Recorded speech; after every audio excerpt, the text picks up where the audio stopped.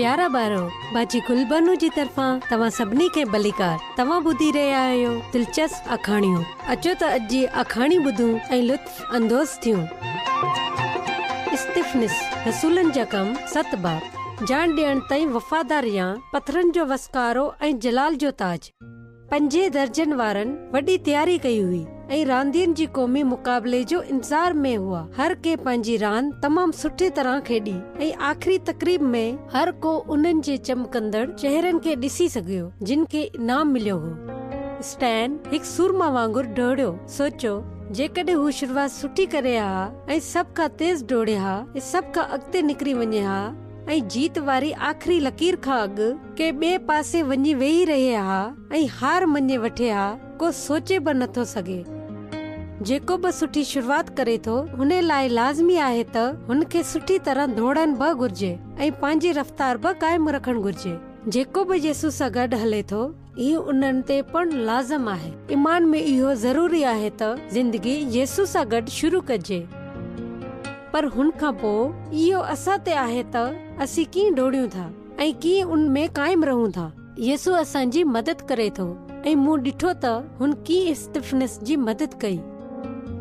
अहिड़ा केतिरा ई माण्हू हुआ जेके हुन खे रोकंदा हुआ त हू ईमान न आणे। असीं बाइबल में पढ़ूं था त इहे माण्हू आया ऐं बहस शुरू कई, पर इस्तिफ़निस उन में शामिल न थियो ऐं हुन ॻाल्हि ते हर को कावड़जी पियो। उन्हनि इस्तिफ़निस जे ख़िलाफ़ हर जगह ख़राब कूड़ पखड़ी छॾिया। इस्तिफ़निस जेको ख़ुदा ते भरोसो रखंदो हो ऐं ग़रीबनि जी मदद कंदो हो, इस्तिफ़निस खे बि अदालत में अचणो पियो। इस्तिफ़निस ख़ुदा जी बेइज़्ती कई आहे ऐं अहिड़ियूं ॻाल्हियूं कयूं आहिनि जेके कानून जे ख़िलाफ़ आहिनि। छा इहो इल्ज़ाम दुरुस्त आहे? हर को इस्तिफ़निस न ॾिसण लॻो। हुन जो चेहरो हिकु फ़रिश्ते जियां चमकी रहियो हो।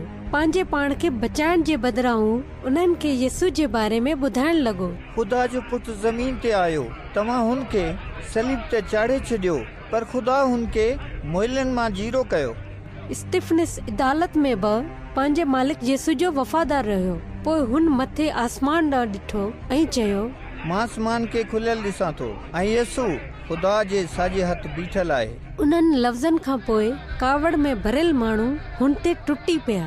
उन्हनि हुन खे मारियो, गहले शहर खां ॿाहिरि वठी विया ऐं पथरनि जो वसकारो कयो।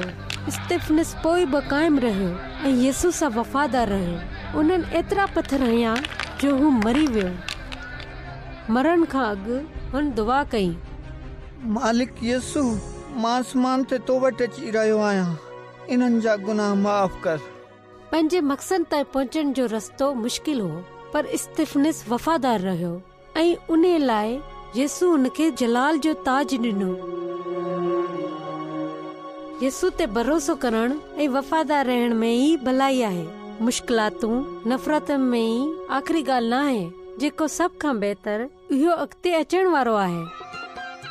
ठीकु आहे ॿारो, हाणे बाजी गुलबानो खे इजाज़त ॾियो। ख़ुदा हाफ़िज़।